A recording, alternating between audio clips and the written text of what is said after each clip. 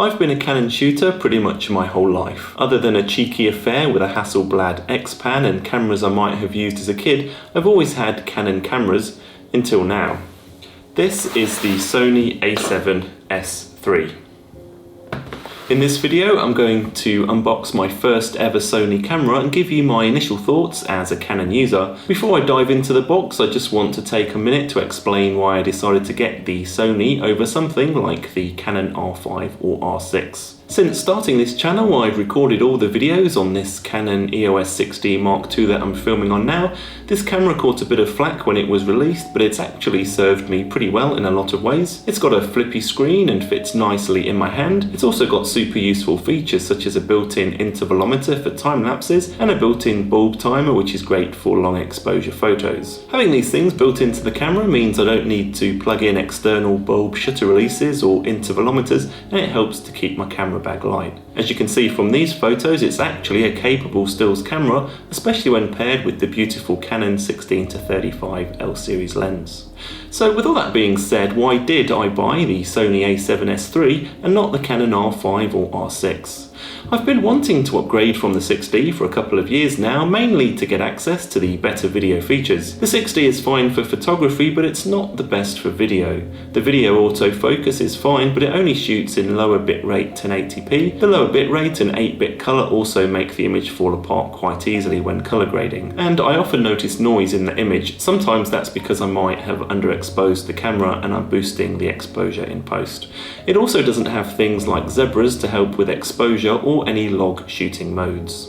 I almost bought the EOS R a couple of times to get access to the 4K, but I didn't like the idea of the 4K crop factor, and there were already rumours circulating of what would end up being the R5. So I bided my time and stuck with the 6D. Then the R5 was announced, and I remember watching the live stream and getting super excited, and I almost pre-ordered one right there and then. But I decided to wait a little longer, and then reports started to emerge of the overheating problems in everything but the lower quality 4K modes. The R5 and R6 also still had the hard 30-minute record limit per clip. The more I thought about it and the more reviews I watched, the more concerned I became about the camera. I needed to ask myself some serious questions about what it was I actually wanted. I realised I had two separate goals. One, to have the ability to make better quality videos, and two, to have a higher megapixel still camera for some gallery projects I want to do in the future. The 45 megapixels of the R5 would be perfect for photos, but it just doesn't do what I need for video. So what exactly do I need or want for video work? I want 4K with no crop and no overheating and no clip limit, for example for future interview projects I've got planned. I want dual card slots with simultaneous recording for redundancy on critical projects such as weddings. I want a flippy screen for vlogging and general ease of use. I want 120p for slow-mo, and I want good autofocus with eye tracking. All of these things make the Sony a7S III the more logical choice over the R5. I still don't know what I'll be doing regarding the high-res stills camera, we'll just have to wait and see. Anyways, enough waffle, let's go and unbox this, though I do feel a bit underdressed for such a momentous occasion. So that's better, seems a bit more fitting for the occasion. Okay, let's go and unbox this Sony a7S III.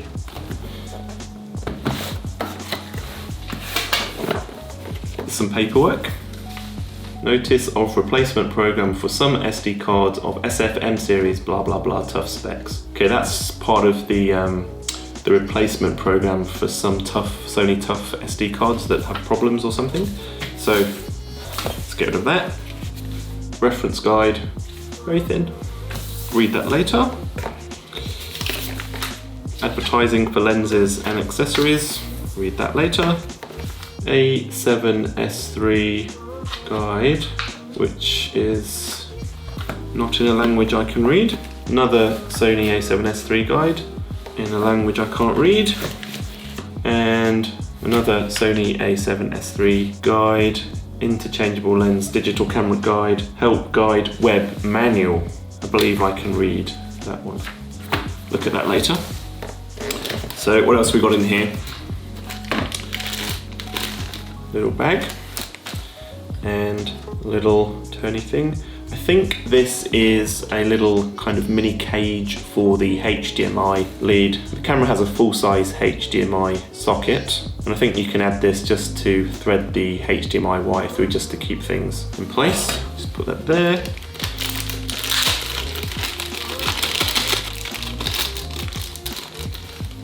The obligatory USB cable, and I'm guessing this is where the good stuff happens. Okay, little compartments there. First of all, we've got the Sony strap. Let's have a quick look at this. I don't see many people using straps with video. I know there's a few techniques that you can use. It's upside down as well. Doesn't help. So a little strap there. Have a look in this first compartment.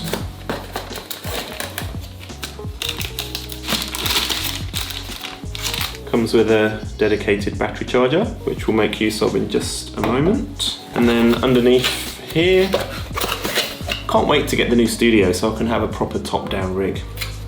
Anyway, in here, more cables. Got the power cable for the charger. Another power cable for the charger. Not quite sure what country those plugs belong to.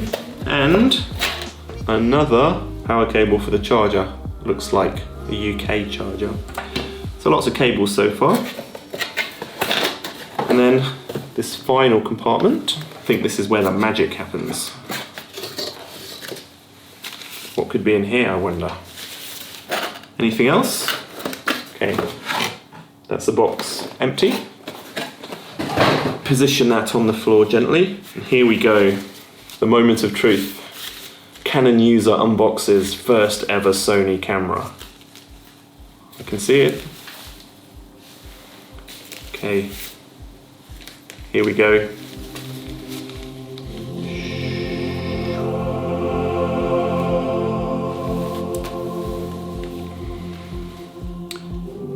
Interesting. It's actually smaller than I thought it would be. It's probably actually even smaller than the 6D Mark II. The grip feels quite nice. My little pinky finger, don't know if you can see that, my little pinky finger kind of falling off the bottom, but I do have quite big hands. But it feels quite nice. The grip itself feels nice and deep. So I think I could quite easily get used to holding this. Doesn't feel too uncomfortable when compared to the Canons I've used before. The actual coating, or the ribbing, I don't know if that's the correct term, on the grip here feels quite sticky. A lot of friction on the ribbing, which is nice. Yeah, it's nice. I quite like the design. It's kind of chunky and clunky, but in a good way, if that makes sense. This is just my initial opinions. I've never actually held one of these before. I'm not going to open that because I don't want to get dust in. Flippy screen. See how we get that out. Okay. I think the screen feels or seems a bit smaller than the 6D Mark II. Could be wrong though, so don't quote me on that. Got the viewfinder, which obviously doesn't work because it's mirrorless and it's electronic. Need to put a battery in first. Well, the battery's probably already in here. Battery compartment, let's see how this opens. No battery in there. So unless I've missed something, I don't have a battery. Unless it's in the box and I've missed it. There's something right down the bottom here, tucked away at the bottom. Yes, battery. Starting to get a bit worried there. That would not have been a good first impression of a Sony product if it didn't come with a battery. Anyway, battery.